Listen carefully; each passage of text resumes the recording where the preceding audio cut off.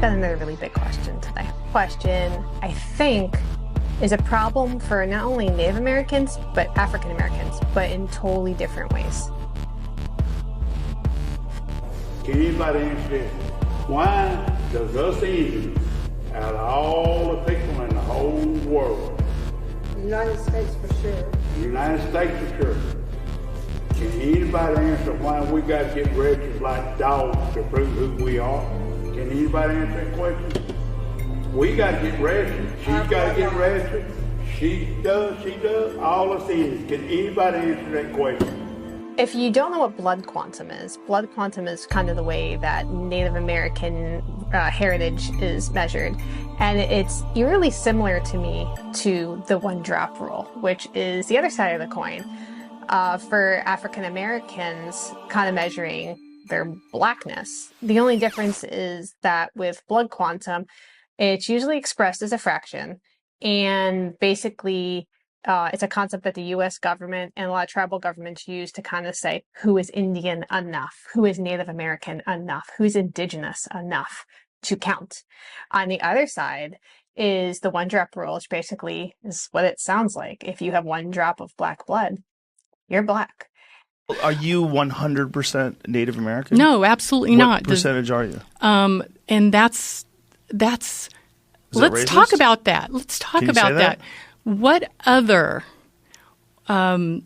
So blood quantum is an imposition from the federal government that has been used to weed out Native Americans. So the whole idea of U.S. federal policy has been to assimilate Indians, to rid themselves of the Indian problem so that land and resources could be obtained, right?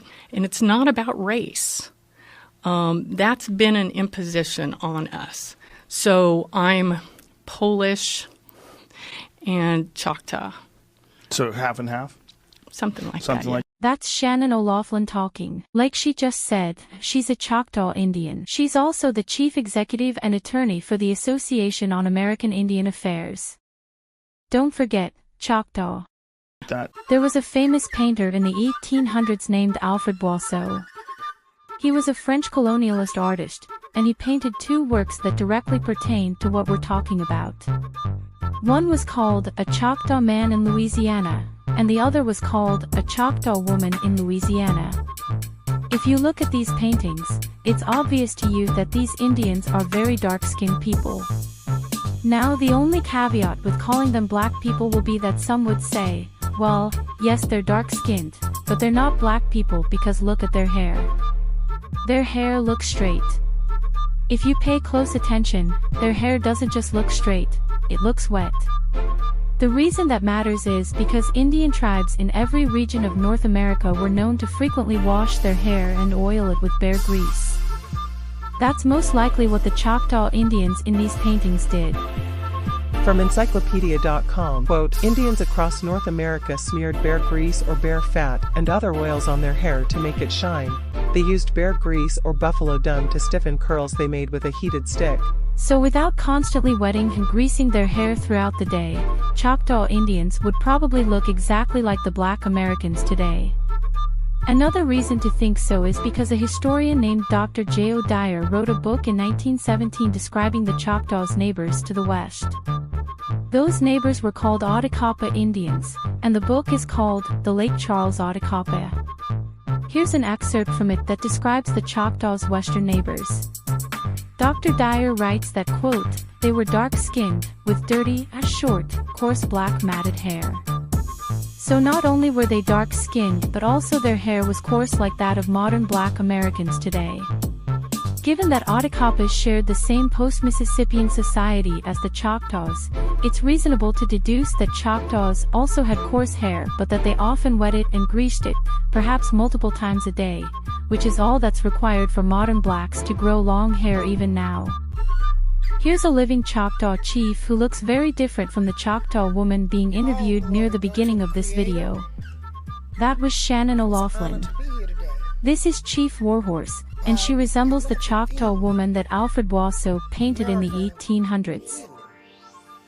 Well, first let's think about something. Where did America come from? Have it always been America?